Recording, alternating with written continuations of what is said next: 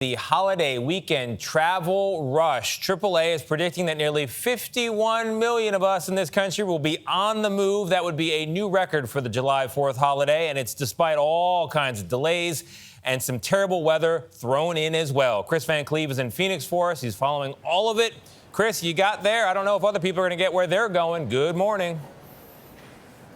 Good morning, Tony. It has really just been a brutal week for air travelers. Weather has just been nasty and unrelenting. We're talking about more than 45,000 flights delayed since Saturday, more than 8,000 others canceled.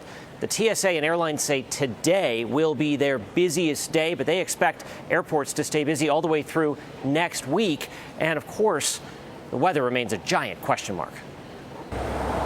By land and by air, Americans are showing their independence by being on the move for the holiday weekend, a potentially record rush out of town if the weather cooperates after 5 days of travel troubles. Denise Morales is leaving Phoenix for a European vacation. I am excited. I've been waiting a long time to go on this trip, so it's exciting that 4 years later it's finally happening. AAA expects 43.2 million will drive, up 2.4% from last year, an increase helped by gas prices that are more than $1.30 lower on average than this time last year. We're saving it. Yeah, happy to save as much money as we can anytime.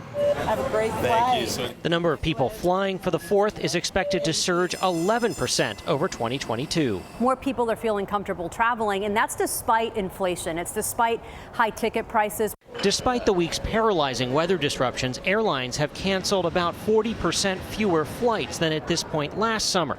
But the number of delays are up. Be prepared for anything to go bad and be thrilled when everything goes perfectly. Airline industry analyst Henry Hartevelt recommends picking the airline with the most options to where you're going. Take a nonstop flight if it's available and in your budget, and try to take the first available flight of the day. Those are generally less susceptible to delays. The TSA expects to screen nearly 18 million over the next week, with Friday a potential record breaker at checkpoints. What would you tell flyers to reduce their risk of disruption to their plans? Yeah, I tell them just a little preparation goes a long way. TSA Administrator David Pekoski.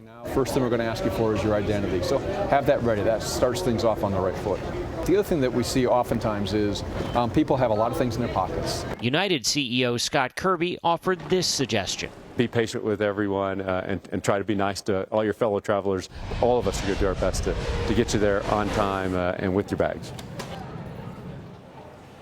Now, United says it is seeing good, strong improvement in getting its operations back to normal after a very rough week for that airline. We want to end, though, on some good travel news. We're going to go across the pond. Some British Airways pilots stepped in to really save a family's vacation. Take a look at this video. When Veronica Novak arrived at London Heathrow on Tuesday, she left her purse with her passport on the plane.